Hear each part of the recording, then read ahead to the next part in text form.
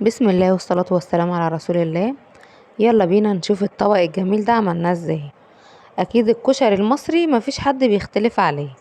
مبدئيا كده انا جبت الحمص، غسلته ونقعته نص ساعة. زي ما انتوا شايفين كده الحمص بتاعي نضيف، غسلته الاول ونقعته. ونفس الحكاية العدس، برضو لو العدس بتاعك فيه حاجة تنقيه الاول. انا العدس بتاعي زي الفل اهو، مش محتاج تنقية. غسلته برضو ونقعته هو كمان نص ساعة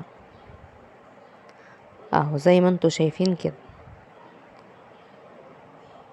بعدين باجي اولع عليهم هما الاتنين يقلب، يعني هو غلي كده بقى اهو، ابدا اهدي عليه النار، بسويه على نار هاديه خالص. العدس معايا نفس الكلام برضو اهو، غلي العدس. انا ما بسويهوش في ميه كتير، لان انا ببقى عايزاه يشرب ميته زي بتاع المحلات بالظبط. بعدين بجيب عندي ببدأ أول حاجة بالتقلية، لأن الزيت اللي هنشتغل فيه بالتقلية بنعمل بيه كل حاجة. قطعت البصل جوليان ورشيت عليه رشة ملح، وببدأ أقلبه بشوية دقيق ونشا. حبة الدقيق والنشا دول بيخلوا التقلية معاكي مقرمشة، لو قعدت معاكي يومين تفضل مقرمشة. زي ما انت شايفة كده ببدر كل البصل، أغلفه بالدقيق والنشا كويس. بعدين اجيب معايا مصفى، انا ما بعملش البصل كله مره واحده، حبه بحبه. اجيب المصفى ابدا انفض الدقيق من البصل، ما اخليش فيه اي دقيق خالص. زي ما انت شايفه كده انا بنفضه تماما. عندي طاسه فيها شويه زيت محترمين، كده كده الزيت ده هنحتاجه. بنزل بقى بالبصل بعد ما الزيت يكون سخن كويس.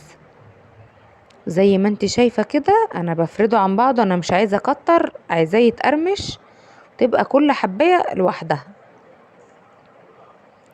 بعمل بقى الكمية بتاعتي كلها بنفس الطريقة اهو. اقلب، اكون مجهزة عندي طبق فيه مناديل بطلع عليه. هنا كده بقى المية غلت بتاعة المكرونة، نزلت بالمكرونة اللي هي الصغننة دي، وبعدين المكرونة الاسباجيتي. محلات الكشري هو بيبقى الكشري معروف المكرونة الصغيرة والاسباجيتي، وبتتقطع، ما بتبقاش الاسباجيتي سليمة طبعا عشان الكشري بيتاكل بالمعلقة. بقطعها 3 حتت كده بس، وبملحها تغلي. ابدأ اهدي عليها برضو النار، تستوي برضو على نار هادية كده براحتها.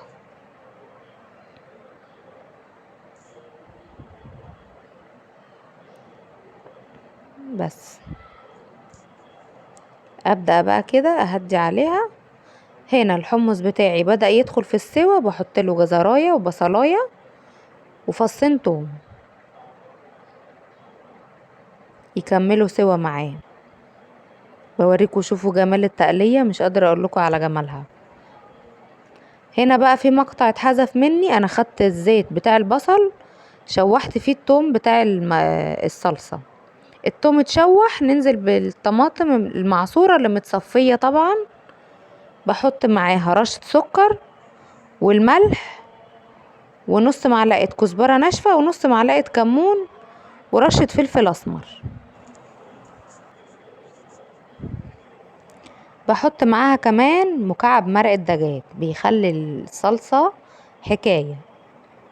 بس الكلام ده كله بقى يتساب مع بعضه ويتسبك.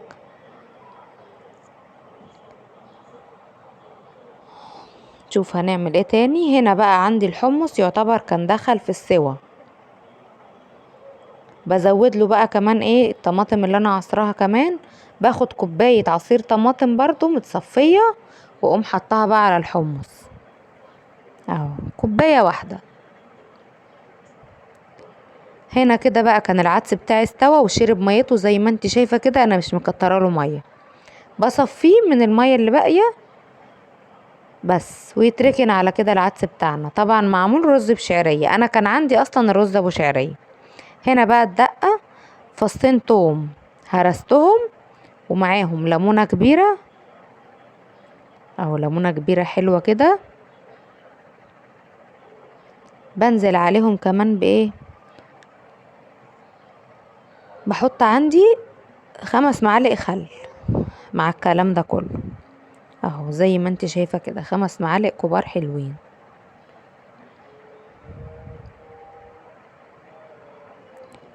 هتبل الكلام ده برشة ملح، رشة كمون، ورشة كزبرة ناشفة، ورشة شطة. اقلب كل الكلام بتاعي ده مع بعضه وانزل عليه بكوباية مية سخنة يتقلب، وارجع بيه على النار. يا دوبك بتاخد غلوة واحدة بالظبط. دي الدقة بتاعت محل الكشري اهو. في ناس بتستكفى بالخطوة دي وبس كده، لكن انا بحب اديها غلوة كمان على النار. هنا كده كانت المكرونة بتاعتي خلاص استوت زي ما انت شايفة، مفلفلة وجميلة. المكرونة ما بنسيبهاش تستوي زيادة.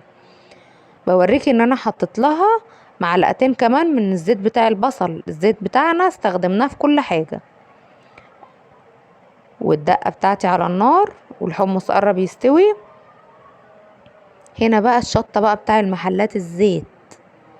حطيت شوية زيت من بتاع البصل، معاهم رشة فلفل اسمر، ومعاهم بقى معلقتين شطة كده محترمين. بتقلبي كل الكلام ده على النار. بس الخطوة دي اللي عنده حساسية ما يعملهاش، لان الريحة بتبقى صعب. بنديها غلوة كده، الشطة تستوي كويس على النار، وننزل بكبشة صلصة من اللي احنا عملناها. زي ما انت شايفة كده الريحة، مش قادرة اقولك في الوقت ده كنا كلنا بنعطس اهو. كبشة واحدة صلصة بس كده.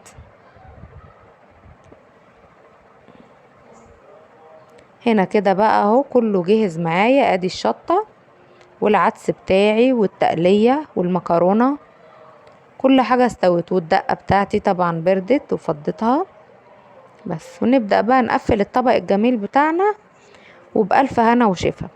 اتمنى تكونوا تعجبكم الوصفة بتاعتي وتجربوها اهو. شايفين حاجة عظمة. يلا والسلام عليكم ورحمة الله وبركاته.